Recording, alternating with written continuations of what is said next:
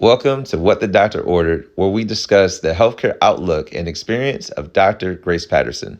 Her practice is MAI, Independent Medical Evaluations.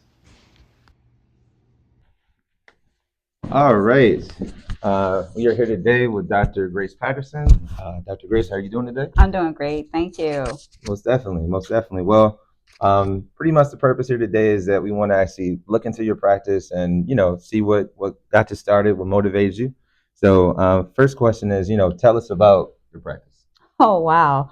Okay. I graduated medical school in 1996. I always, once I started practicing as attending, I did always had a side gig, even though I was working for other people. I started my own home visiting practice in 2005. Mm, And so I was like in the trenches, going from house to house, inner city. mm, And that's where it all started. And I always had a job working for other people, but I always did the home visits on the side.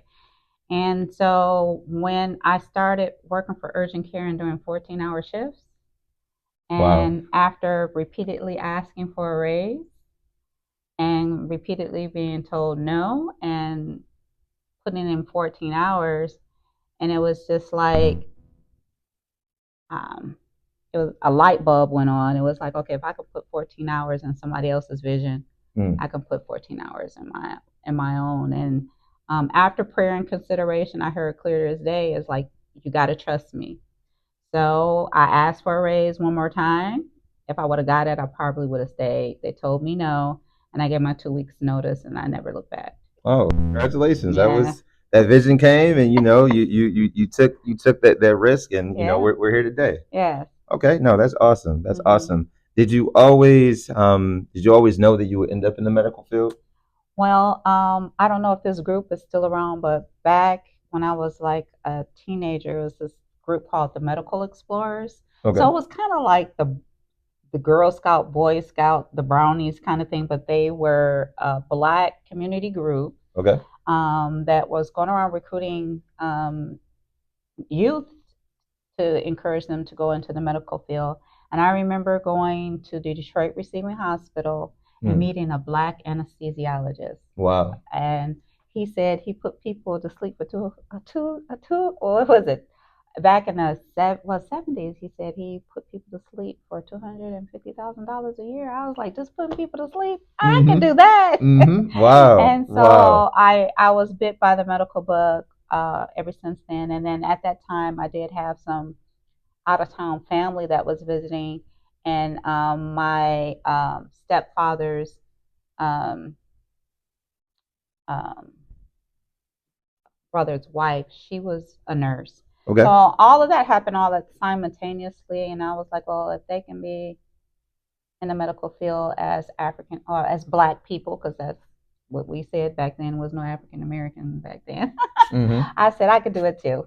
Absolutely. And you Yeah, are. And you yeah, are. uh-huh. So it just shows that really those would you say that then that those examples are your motivation, or do you have any other external motivations that kind of push you even today?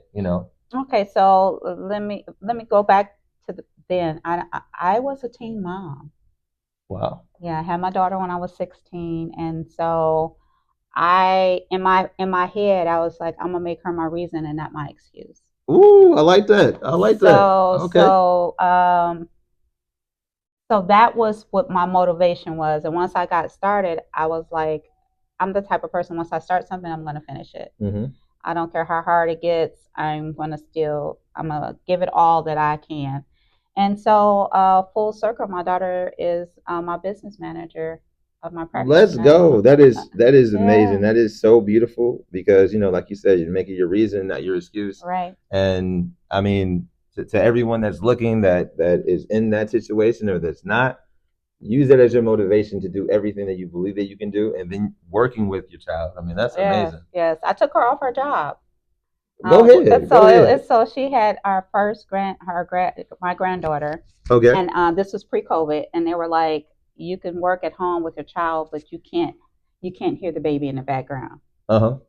So I was like, that's crazy. Right. People are going to hear the Right. baby in the background. I said, Exactly. so Exactly. I was like, during COVID and post COVID, people like, we don't care. We hear Yeah. babies in the background. We hear people talking, children running in. People Uh don't huh. care. But prior to that, they were a stickler about, you can't hear the baby in the background. I think. That is so powerful because even before this meeting, I was going to bring my daughter, and Dr. Grace was like, spend some time with your daughter is cool, and Uh-huh. accommodating, and that's just really a beautiful thing because in real life we have kids. Our kids Mm-hmm. have needs, and your kid can't just be silent. You can't tell them to be quiet. They go do Right. what they go do. So that's Right. beautiful. Yeah. That's great. I appreciate the accommodation of that, and that's Uh, that's wonderful. yeah. This was my exact words. Make memories with your daughter because work is all that's going to be there. So. Yes, that is Mm-hmm. awesome. I love Mm-hmm. that. Do you think the healthcare system is flawed, and if so, why? Oh, that's a deep question.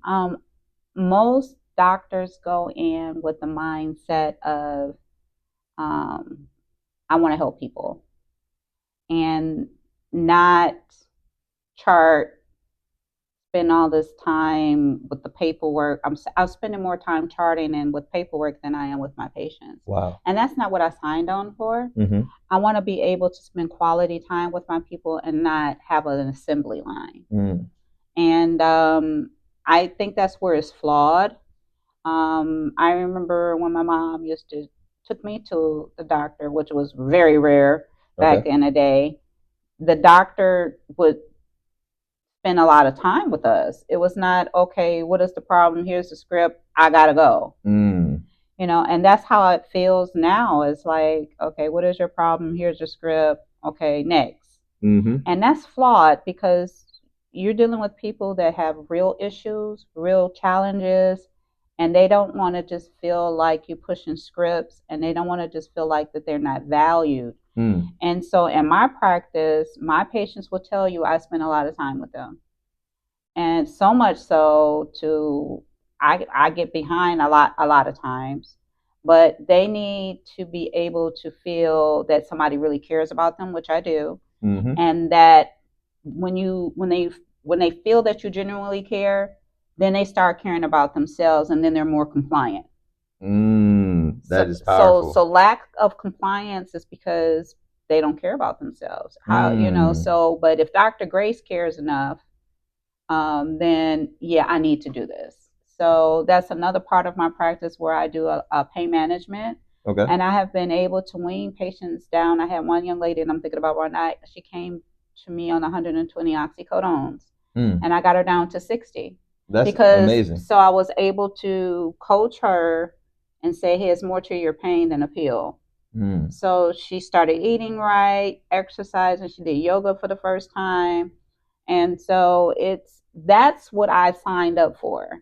Not what's your symptom, here's a script, next, bill your insurance and collect the measly little reimbursement that we get these days. Mm-hmm. Mm-hmm. I really want to impact people's lives and see them change for the better.